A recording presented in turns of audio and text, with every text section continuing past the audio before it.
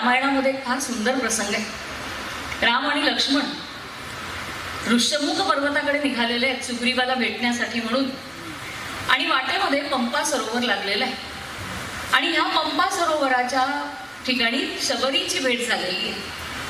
आता शबरी ही तपोवृद्ध आहे, ती वयोवृद्ध आहे, ती ज्ञानवृद्ध आहे आणि ती वैराग्यवृद्ध सुद्धा आहे. सगळ्या पातळींवरती उभी आहे.